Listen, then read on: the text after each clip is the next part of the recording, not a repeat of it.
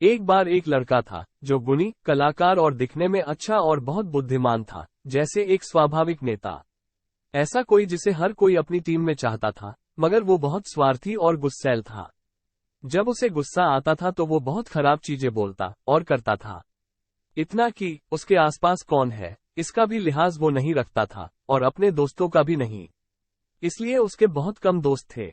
जैसे जैसे वो बड़ा होने लगा, उसके माता पिता को उसके व्यवहार से चिंता होने लगी, और वे सोच में पड़ गए कि क्या करें। आखिरकार उसके पिता को एक तरकीब सूझी और उन्होंने अपने बेटे से एक सौदा किया। उन्होंने उसे कीलों का एक थैला और एक बड़ा सा हथौड़ा दिया, और उन्होंने कहा कि मैं चाहता हूं कि जब भी तुम्हें गुस्सा आए तो तुम उसे बाहर निकालो और पीछे बाड़ के लकड़ी के फट्टे पर पूरी ताकत से एक कील गाड़ देना। वो मोटी लकड़ी के फट्टे मौसम की मार झेल कर लोहे से सख्त हो चुके थे, और हथौड़ा भी बहुत भारी था, इसलिए ये काम इतना आसान नहीं था जितना कि लगता था। मगर फिर भी एक दिन के अंत तक लड़के ने उसमें 37 कीलें गाड़ दी थीं। धीरे धीरे कुछ हफ्ते बीत जाने पर ये संख्या घट गई, और उसे अपने गुस्से पर काबू आने लगा, क्योंकि बाड़ में कील गाड़ना मुश्किल काम था। फिर एक दिन आया जिस दिन लड़के ने एक बार भी गुस्सा नहीं किया। उसने गर्व से जाकर अपने माता पिता को ये बात बताई। पिता ने कहा, तुम्हारी कामयाबी के लिए तुम एक कील निकाल सकते हो, ये तुम हर उस दिन कर सकते हो जिस दिन तुम गुस्सा नहीं करोगे। कई हफ्ते बीत गए, और आखिरकार एक दिन उस लड़के ने आकर गर्व से बताया कि अब फट्टे में एक भी कील बाकी नहीं है।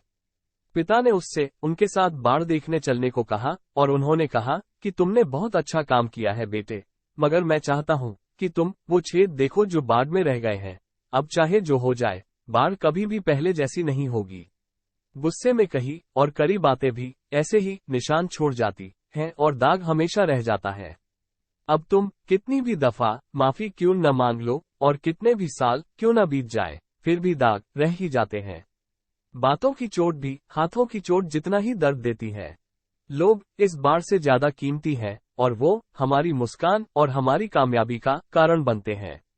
कुछ हमारे दोस्त बनकर हमारी खुशियों में और दुख में हमारे साथ होते हैं। इसका अर्थ है हमें सबको प्यार और इज्जत से रखना चाहिए। इसीलिए हमें कम से कम दाग देने हैं। दोस्तों, ये कितना जरूरी सबक है ना। और एक बात जो हम सबको बार बार याद रखनी चाहिए, सबको कभी न कभी गुस्सा आता है, तब असली इम्तिहान वो है कि हम उसका क्या करते हैं।